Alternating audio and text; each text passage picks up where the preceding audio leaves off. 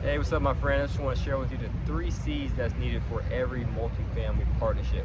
All right, now with these 3 C's that I'm about to get into, of course, one person can occupy all three, or maybe two can occupy one and another person can occupy the other two, or you can have three different people or more to occupy the rest of the C's. But just be mindful that with these 3 C's, they have to be brought to the table. It doesn't matter if you or someone else to your team brings it to the table. All right? So let's go ahead and dive into these 3 C's and hope you can listen. First C, I would say, is the credit partner. Now, when I say credit, it doesn't mean that they need to have a 680 credit score and so forth. But for credit, I kind of use that as an umbrella that encompasses what do they bring to the table in regard to how good do they look on paper. Do they have a good credit score? Do they happen to have positive tax returns? Do they have documented income, tax returns, W-2s, pay stubs, bank statements, and so forth? Do they look good on paper? Profit and loss statements if they have a business, they're a business owner. That's what I mean by the credit, because that is important for mortgage lenders. When mortgage lenders qualify a partnership for a loan, they're always looking at those two things, the credit and the financial documents, the credit and the income, in other words.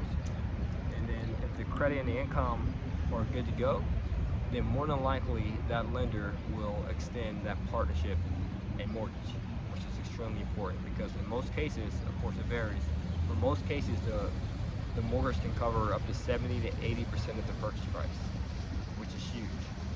All right, so that's the first C. The second C is the cash.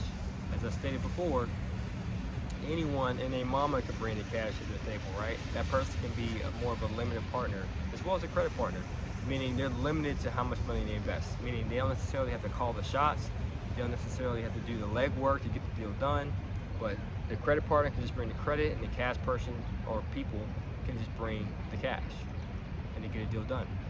And the cash is extremely important, as you're aware. They cover soft costs. These are costs incurred before you close, such as property inspection fees, entity formation, appraisals, just to name a few. It also covers down payment. So whether you negotiate seller financing or not, it could be 10 to 20% of the purchase price, the down payment.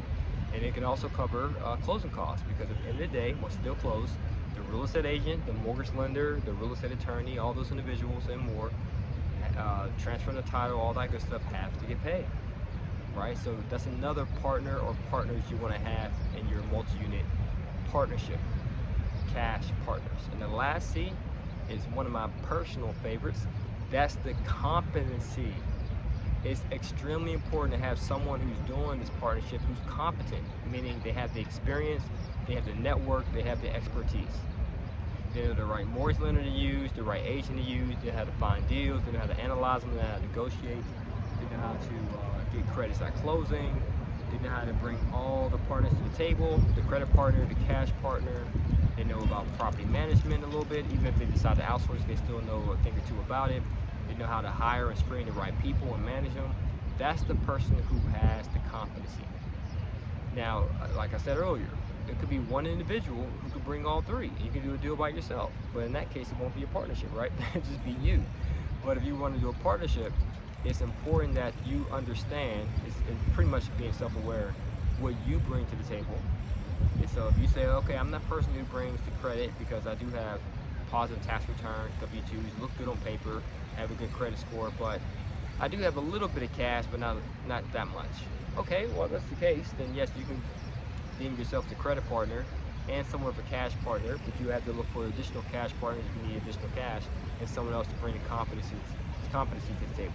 And same thing, you might be that person who has the cash, but you might say, hey, I got a lot of cash, but my credit's not so good, or I don't document all my income, I get paid under the table, and I really don't know the steps A through Z with real estate investing. So I need to partner with someone who can bring the competency to the table and the credit.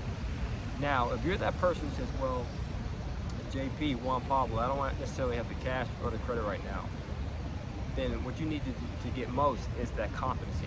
Get the training.